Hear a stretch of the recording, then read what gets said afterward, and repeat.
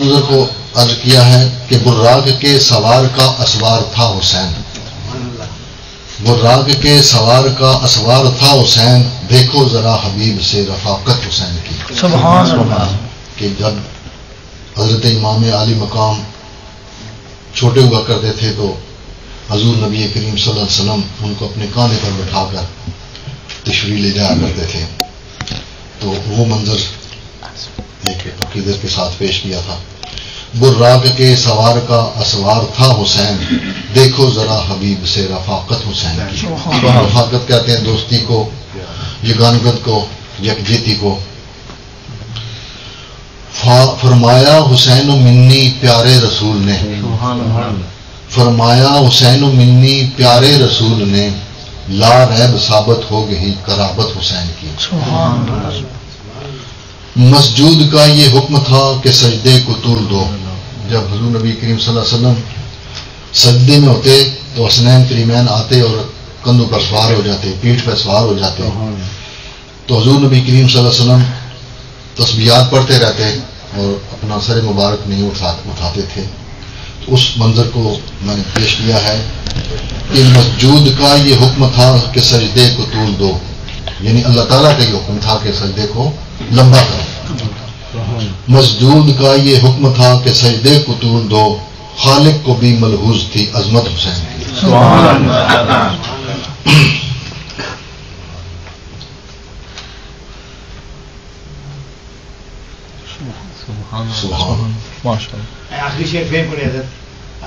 مسجود کا یہ حکم تھا کہ سجدے کو طول دو، لمبا کرو، خالق کو بھی ملحوظ تھی عظمت حسین کی۔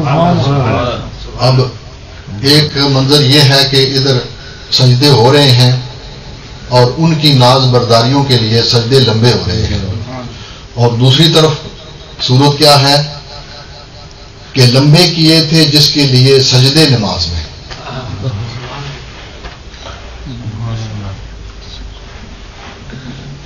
سبحان اللہ، سبحان اللہ۔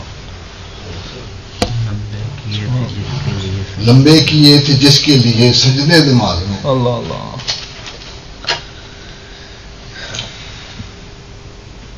اللہ اللہ۔ سجدے کیے تھے جس کے لیے سجدے نماز میں، لمبے کیے تھے جس کے لیے سجدے نماز میں، تیغوں تلے حدید نماز حسین۔ اللہ اللہ، اللہ اللہ، سبحان اللہ۔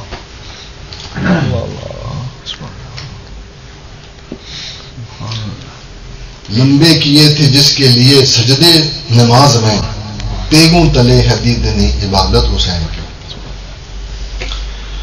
اصغر دیا اکبر دیا قاسم بھی دے دیا، اصغر دیا اکبر دیا قاسم بھی دے دیا، کتنی ہی دل گداز ہے سخاوت حسین کی۔ سبحان اللہ۔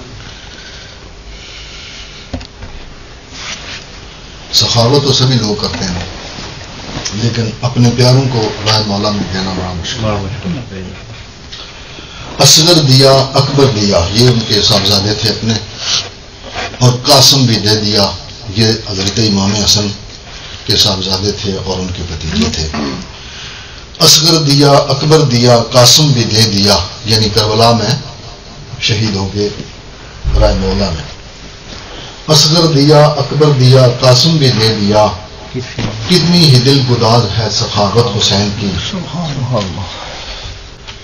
سب کٹ گئے ہیں کربلا میں تنہا حسین ہے، دونوں جہاں نے دیکھ لی جرأت حسین کی۔ دشمن کا دل لرز گیا، لشکر پلٹ گئے، دشمن کا دل لرز گیا لشکر پلٹ گئے، دیکھی جو کربلا میں شجاعت حسین کی۔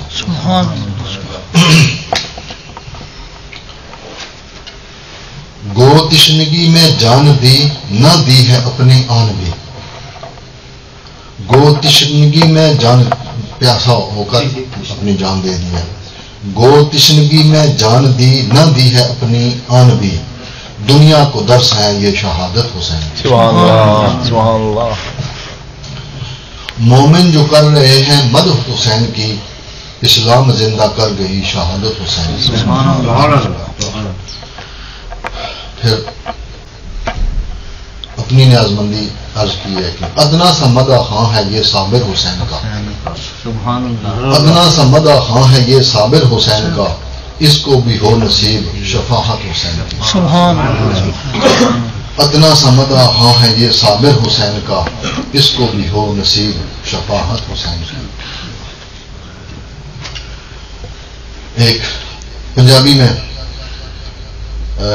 کربلا کے واقعے کا تھوڑا سا منظر میں نے لکھا ہے، عرض کیا ہے: او یزید پلید زیانی رکھدہ بغض تمامی، او یزید پلید زیانی رکھدہ بغض تمامی، وچ کربل دے مار مکانا اس شکی نے ٹھانی، ویک حسین میدان ول چلے پھڑ تلوار حکانی، تے کشتیاں دے او پشتے کر دے لالا ضرب ربانی، اے منظر او ویک کے ظالم کر دے شر شیطانی، تے وچ کربل دے چھلنی کیتا سینہ پاک حسینی، او شہادت کربل والی درد بھری کہانی، کٹے سر تے کٹے بازو لٹی او جوانی، سعد شمر ملعون یزیدی سب مردود زیانی، کربل وچ شہید کیتی انہیں زہرا دے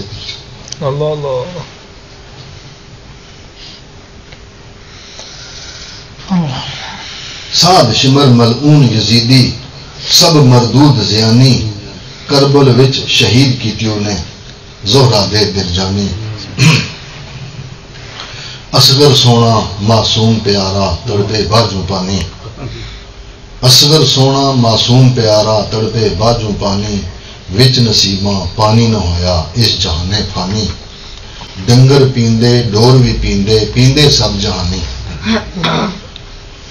ڈنگر پیندے ڈور بھی پیندے پیندے سب جہانی، پر پی نہ سکی آل نبی دی اس دنیا دا پانی، کوئی بھی نہ رہا راکھی والا لٹیا گھر حسینی،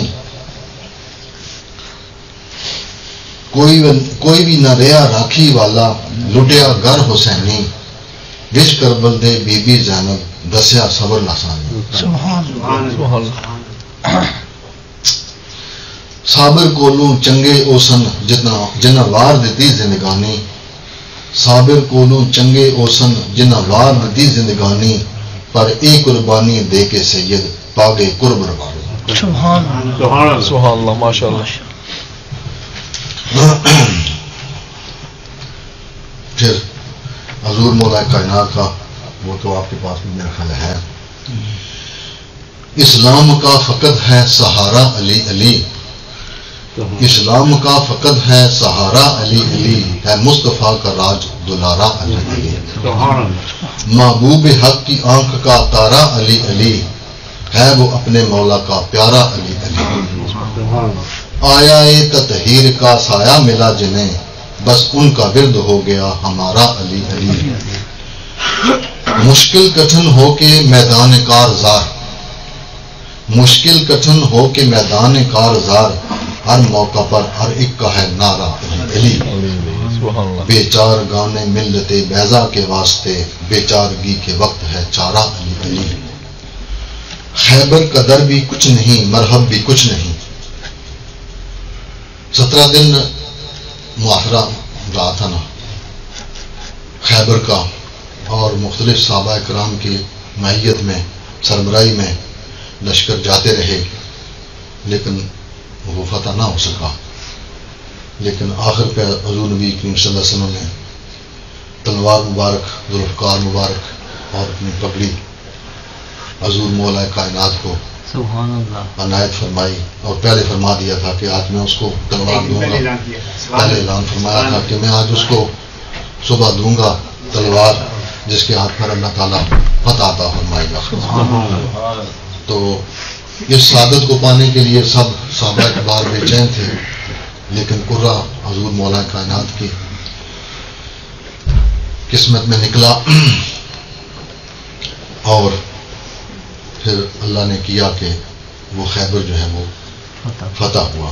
تو اس کو منظر کو پیش کرتے ہوئے عرض کیا تھا کہ خیبر کا در بھی کچھ نہیں مرحب بھی کچھ نہیں، خیبر قلعہ تھا، اس کا دروازہ جو تھا وہ اتنا بڑا ہیوی تھا کہ جب حضور مولا کائنات نے اسے اکھیڑ لیا، کھینچ کے اکھیڑ لیا، تو اکھیڑ کے پھر اس کو ڈال بھی بنایا.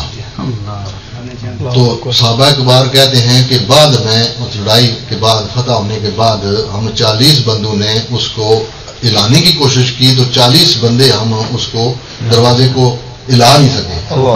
اور حضور مولا کائنات ایک ہاتھ پر اسے اٹھائے ڈال بنائے رکھا اور دوسرے ہاتھ سے تلوار چلاتے رہے.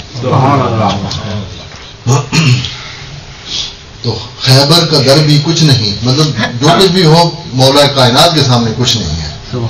خیبر کا در بھی کچھ نہیں، مرحب بھی کچھ نہیں. مرحب وہاں جو سردار تھا اس قلعے کا، وہ بھی بڑا پہلوان تھا اور بڑا لڑاکا تھا، کئی جنگیں اس نے لڑی ہوئی تھیں.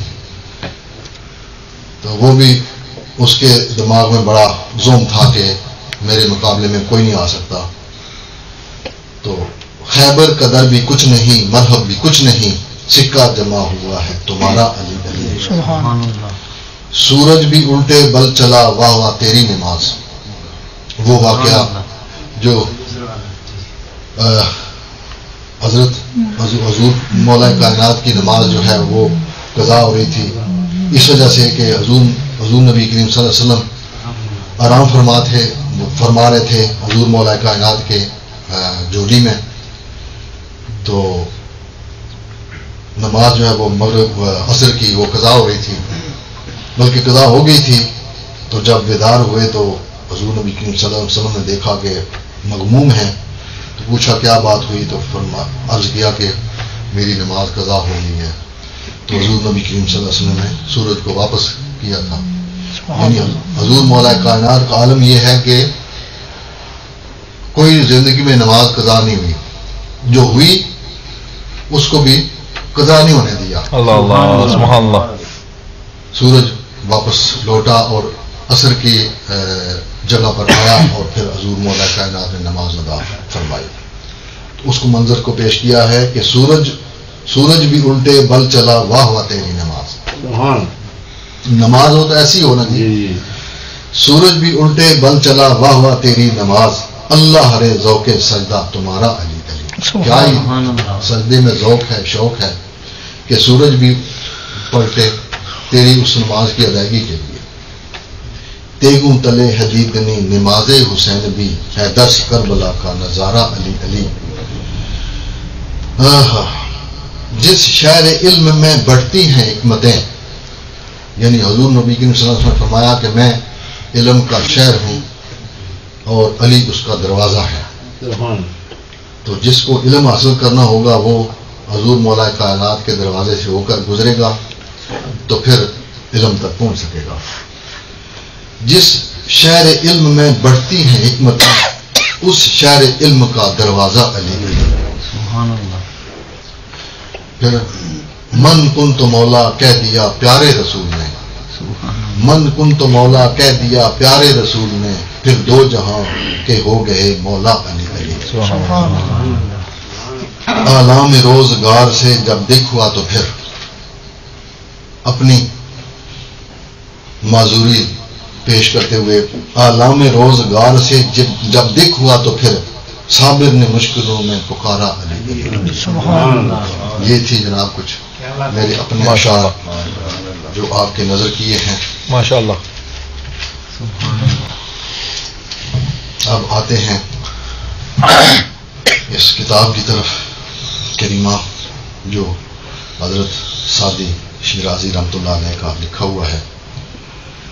پہلے ہم نے گزشتہ جو جمعرات گزری تھی اس پر حمد باری تعالیٰ کے اشعار تھے وہ عرض کیے تھے، اور پھر حضور نبی کریم صلی اللہ علیہ وسلم کی بارگاہ میں نعت تھی اور اس کے کچھ اشعار تھے وہ پیش کیے تھے، اور اس کا ترجمہ جو مجھ سے بن سکا تھا وہ میں نے پیش کیا تھا. اب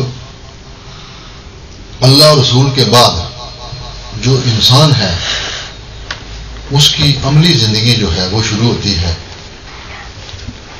تو عملی زندگی میں سب سے پہلے جو چیز آتی ہے انسان کا کردار بنانے کے لیے وہ نفس ہے، نفس پر کنٹرول. تو یہاں پر حضرت شیخ سعدی رحمۃ اللہ علیہ نے ان دو بڑی چیزوں کے بعد، یعنی حمد باری تعالیٰ اور نعت رسول مقبول کے بعد جس چیز کو خطاب کیا وہ نفس ہے، انسانی نفس. تو نفس کا مطلب ہے جان، روح، حقیقت اور اس طرح کے چیزیں ہیں. اب اس نفس کی بھی آگے مختلف مدارج ہیں، قسمیں ہیں. جو ایک نفس سمپل یہ نفس ہے جسے روح بھی کہتے ہیں، سانس بھی کہتے ہیں، حقیقت بھی کہتے ہیں اور جان بھی کہتے ہیں. اور ایک ہے نفس امارہ اور ایک ہے نفس لوامہ اور ایک ہے نفس مطمئنہ. اب یہاں جو خطاب ہو رہا ہے وہ نفس امارہ سے ہو رہا ہے. وہ شخص جو نفس امارہ کا شکار ہے اس کو مخاطب کر کے فرماتے ہیں، کیونکہ نفس امارہ جو ہے اس کی ڈیوٹی یہ ہے، وہ کرتا یہ ہے کہ انسان کو برائیوں کی طرف، نفسانی خواہشات کی طرف اور دنیاوی لذات کی طرف، لذتوں کی طرف ترغیب دیتا ہے، کھینچتا ہے اور نیکی کے کاموں سے روکتا ہے، اچھائی کے کاموں سے روکتا ہے. اسی لیے اس کو انہوں نے موضوع بحث بنایا ہے. اور دوسرا جو ہے نفس لوامہ، اس کی تعریف یہ ہے کہ اس کی ڈیوٹی یہ ہے کہ اگر کسی انسان سے کوئی غلطی، کوئی گناہ سرزد ہو جائے تو وہ اس پر ملامت کرتا ہے اس سے پہلے کہ وہ اس گناہ سے، اس برائی سے، ان برے کاموں سے، ان بری خواہشات سے روکتا بھی ہے.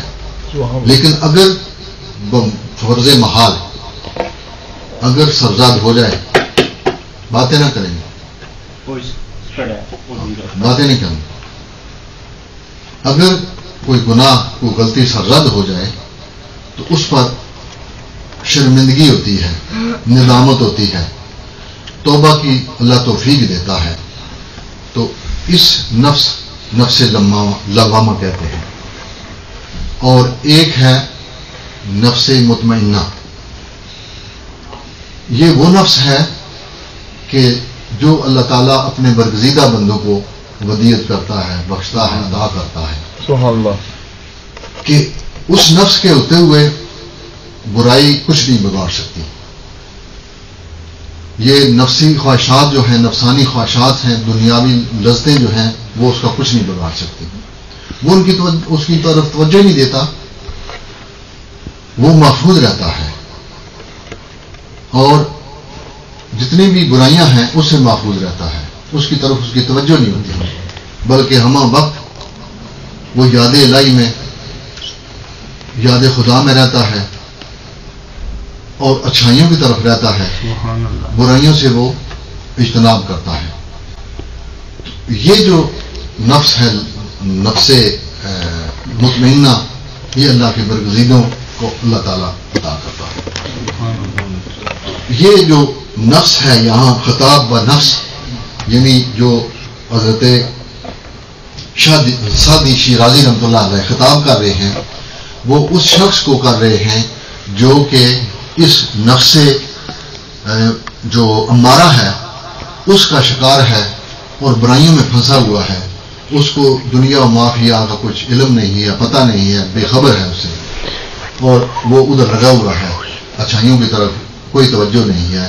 اس کو مخاطب کر کے فرماتے ہیں 40 سال عمر عزیزت گزشت، 40 سال عمر عزیزت گزشت، کہ تیری عمر عزیز کے، تیری اچھی عمر کے تیری خوبیوں والی عمر کے 40 سال گزر گئے، یعنی وہ اب نہیں رہا کہ تو چھوٹا ہے.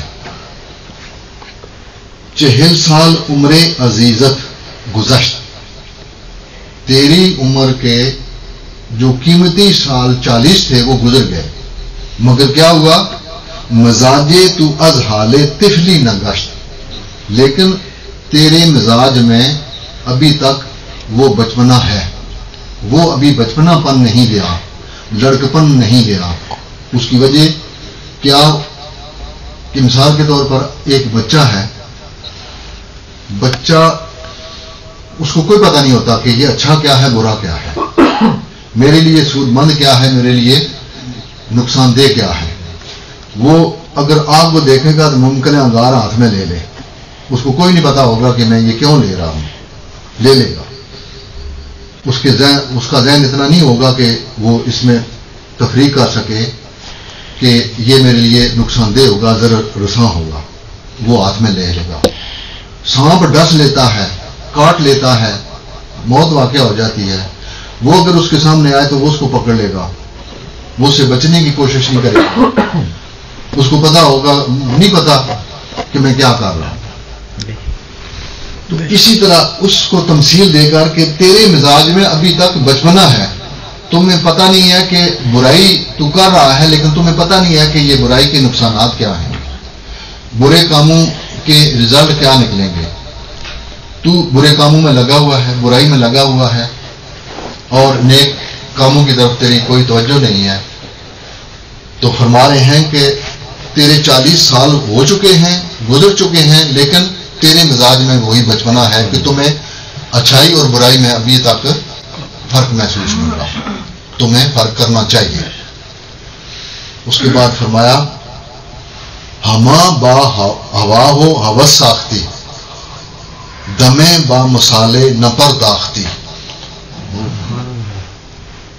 تو ہما وقت، ہما ہر وقت، کوئی وقت تو ضائع کرتا ہی نہیں ہے کہ با ہوا ہو ہوس ساختی، کہ تیرا جو کھلونا ہے وہ صرف ہوا و ہوس ہے، مطلب جو نفسانی خواہشات ہیں اسی کے پیچھے پڑا ہوا ہے. اگر نفسانی خواہشات تمہیں کسی برائی پر بھی مائل کریں تو مائل ہو جاتا ہے، نیکی طرف تیرا وہ رجحان نہیں بنتا. فرما رہے ہیں کہ ہما با ہوا ہو ہوس ساختی، دمیں با مسالے نہ پرداختی. اور ایک دم کے لیے بھی، ایک گھڑی کے لیے بھی تو اچھائی کی طرف توجہ نہیں دیتا.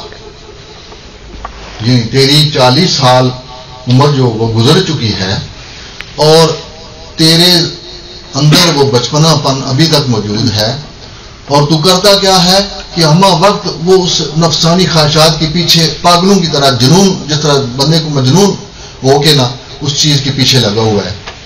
اور ایک دم کے لیے بھی، ایک لمحے کے لیے بھی تو کسی اچھائی کی طرف توجہ نہیں دیتا. کرنا تو بعد کی بات ہے نا، تو توجہ ہی نہیں دیتا اس طرف. اللہ. اب اس کو فرماتے کیا ہیں؟ مکن تکیہ بر عمر ناپائیدار،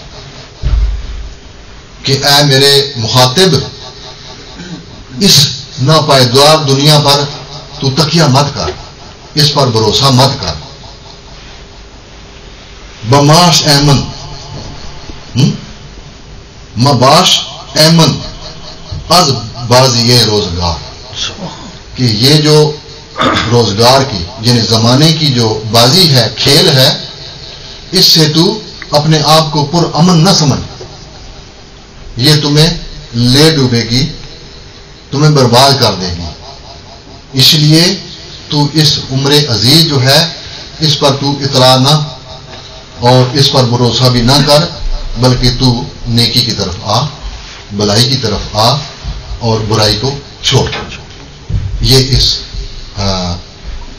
جو اشعار تھے 3، اس میں انہوں نے ایک اس آدمی کو جو کہ نفسانی خواہشات کا قیدی ہے، اسیر ہے، اس کو یہ بات باور کرائی ہے کہ یہ تم یہ کر رہے ہو، تمہارے ذہن میں یہ ہے، اور تم نے شاید بھروسہ کر لیا کہ ساری زندگی میں نے رہنا ہے، میں نے اور کچھ نہیں کرنا مگر یہ زندگی بڑی ناپائیدار ہے، چند روزہ زندگی ہے، اس میں کچھ کرنا ہے تو کر لیں. کیونکہ اس دن بھی میں نے آپ کے سامنے وہ چند اشعار پیش کیے تھے، مختلف شاعروں نے اس دنیا کی ناپائیداری پر اپنے اپنے خیالات کا اظہار کیا تھا کہ حسن والے حسن کا انجام دیکھ، حسن والے حسن کا انجام دیکھ، ڈوبتے سورج کو وقت شام دیکھ. کہ تو حسن میں اتراتا ہے، تو دیکھتا نہیں ہے کہ سورج اپنی کتنی تابانیوں کے ساتھ طلوع ہوتا ہے، لیکن شام کے وقت وہ اپنا پیلا سا منہ لے کر ڈوب جاتا ہے. سبحان اللہ. تو اب اگر سورج اتنی تمازت رکھنے والا جو پوری دنیا کو روشن کرتا ہے، جہانوں کو روشن کرتا ہے، اگر اس کی کیفیت یہ ہے کہ وہ مغرب کے وقت غروب ہو جاتا ہے تو تمہاری اس کے سامنے حیثیت کیا ہے؟ حسن والے حسن کا انجام دیکھ، ڈوبتے سورج کو وقت شام دیکھ. سبحان اللہ. اسی طرح ایک اور شاعر نے کہا تھا کہ زندگی انسان کی ہے مانند مرغے خوشنوا، زندگی انسان کی ہے مانند مرغے خوشنوا، آ کے بیٹھا شاخ پر کچھ چہچہایا اڑ گیا. کہ یہ زندگی کی بس اتنی سی ہے مدت اور ڈیوریشن جو ہے نا زندگی کی یہ ہے کہ ایک پرندہ آتا ہے، شاخ پر بیٹھتا ہے، بیٹھ کر تھوڑی دیر چہچہاتا ہے، نغمے الاپتا ہے، بڑے بڑے میٹھے بول بولتا ہے، لیکن اس کے بعد اڑ کے چلا جاتا ہے. وہ اس کی اتنی ساری ہے. اور انسان کی زندگی بھی یہی ہے، آیا کچھ عرصہ رہا، اچھا کیا تو اچھا پا لے گا، برا کیا تو برا پا لے گا.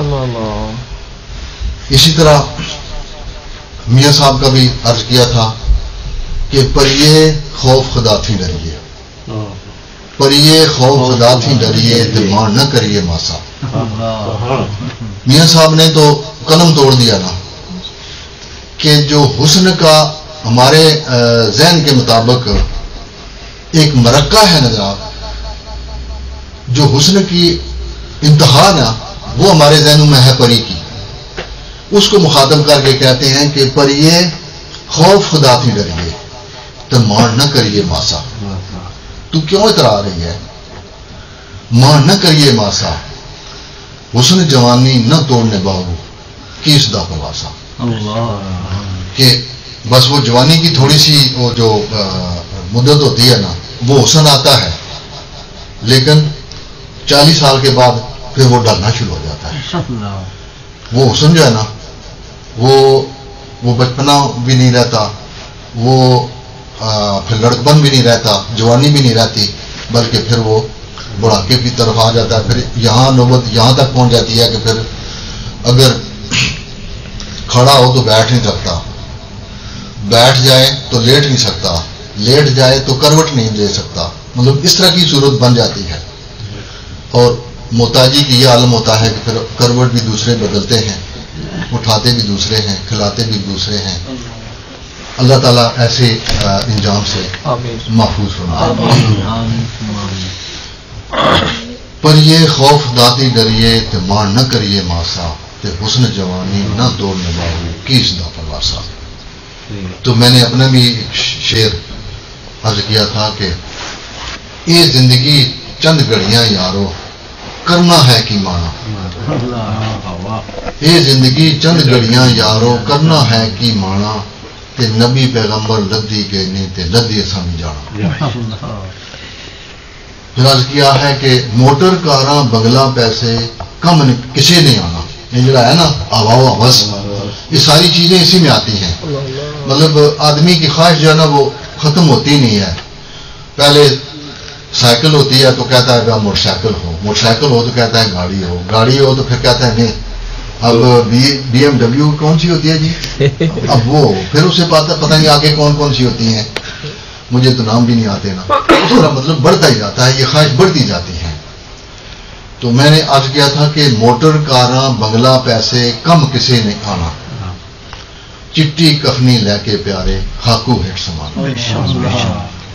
تو یہ جو آج کا یہ ان کا خطاب تھا حضرت سعدی شیرازی رحمۃ اللہ علیہ کا نفس کو، یہ نفس کے بارے میں ہماری معروضات تھیں جو ہم نے آپ کے سامنے پیش کی. امید ہے کہ انشاءاللہ تعالیٰ یہ زندگی میں کام آئیں گے کہ ساری زندگی جو ہے نا وہ گزر رہی بڑی تیزی کے ساتھ، لیکن قیمتی وہی لمحات ہوں گے جو یاد خدا میں گزر جائیں اور یاد مصطفیٰ میں گزر جائیں اور یا اللہ کی صحبت میں گزر جائیں، یا کم از کم اتنا ہو کہ برائی سے محفوظ رہیں.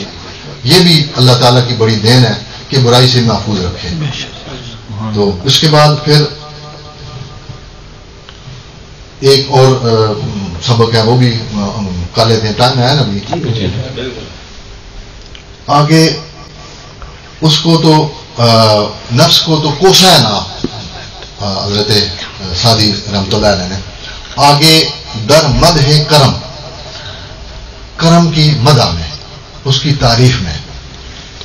کرم کسے کہتے ہیں؟ سخاوت کو کہتے ہیں، مردانگی کو کہتے ہیں، اور مروت کو کہتے ہیں، مہربانی کو کہتے ہیں، تواضع کو کہتے ہیں.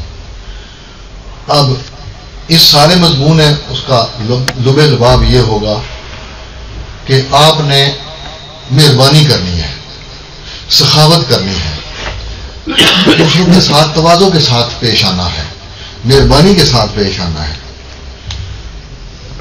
کسی کے ساتھ ترش روئی کے ساتھ پیش نہیں آنا. یہ اس میں لب لباب ہے، اور اس میں اس کو کرم کو ہی اس کی تعریف کرتے ہیں کہ اس میں کیا کیا تعریفیں ہیں، کہ اگر کسی کے پاس یہ صفت ہو کرم والی تو اس کو کیا کیا اس کو فضائل ملتے ہیں، فضیلتیں ملتی ہیں. تو اس میں وہ فرما رہے ہیں کہ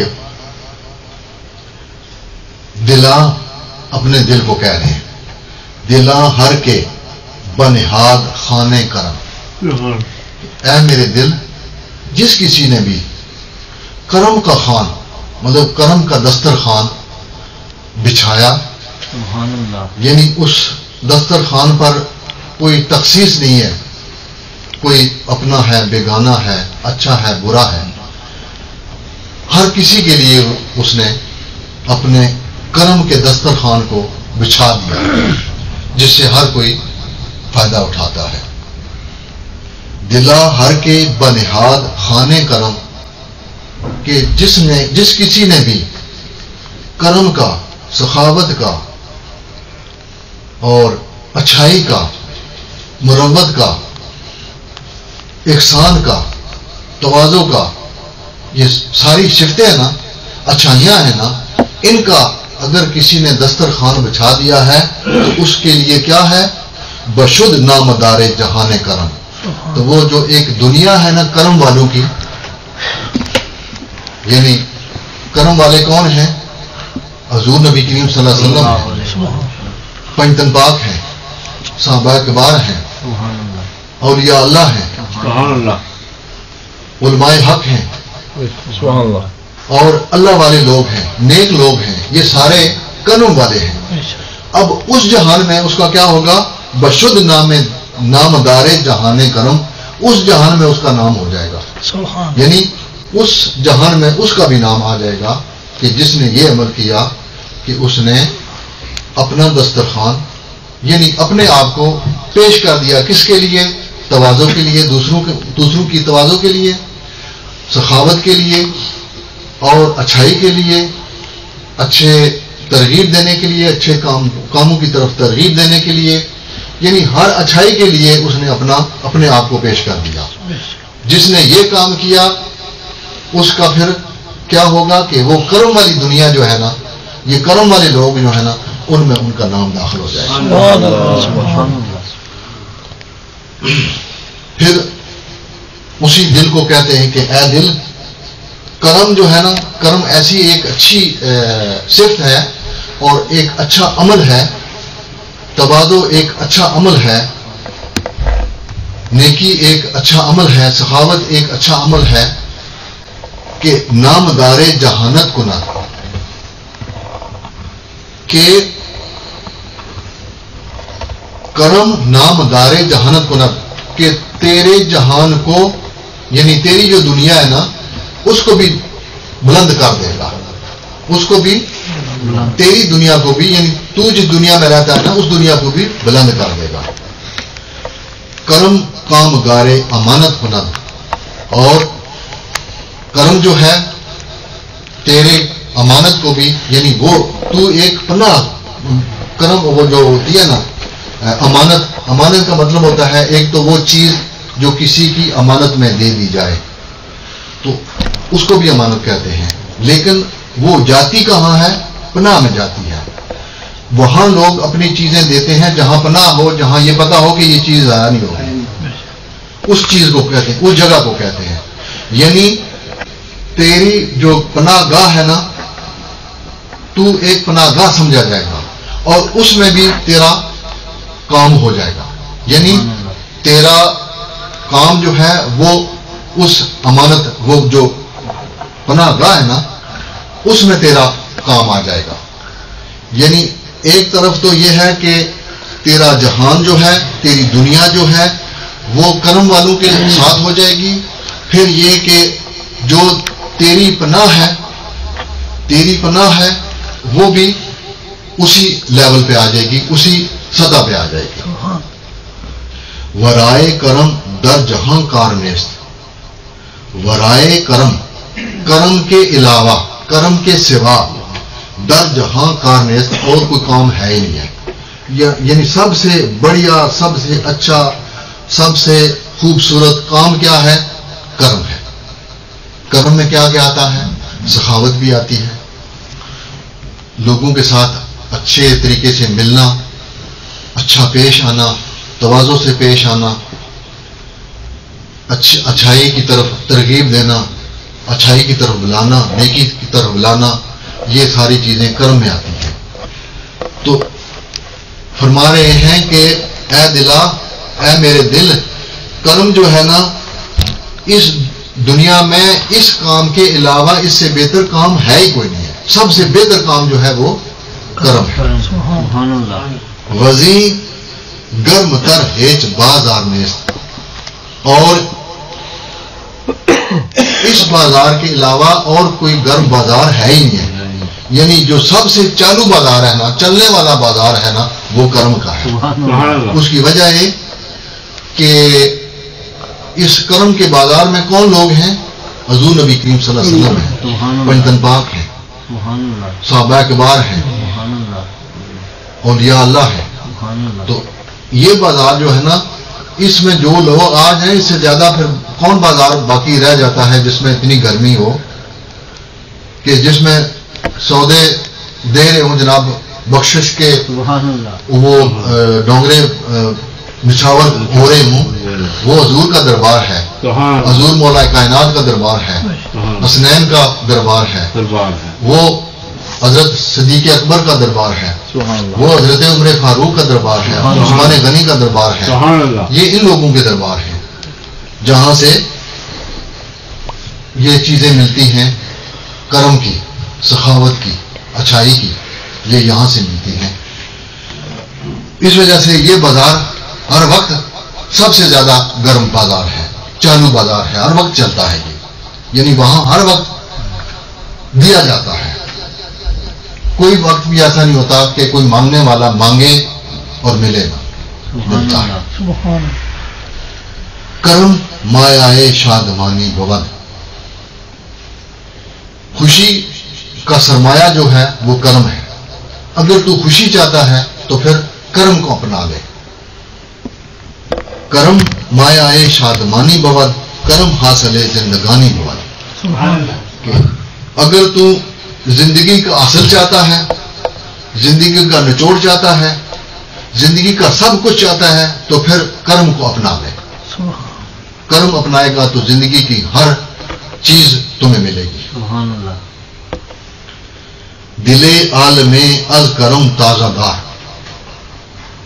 دل عالم ایک پوری دنیا کے دل کو، یعنی مخلوقات کو، مخلوق خدا کو از کرم تازہ دار، اپنے کرم سے تو تازہ رکھ، یعنی تو کسی پر کنجوسی نہ کر، جہاں تک تجھے بن سکے تو سخاوت بھی کر، اچھائی بھی کر، اور برے کاموں سے منع بھی کر، اور اچھائی کی طرف بلا بھی۔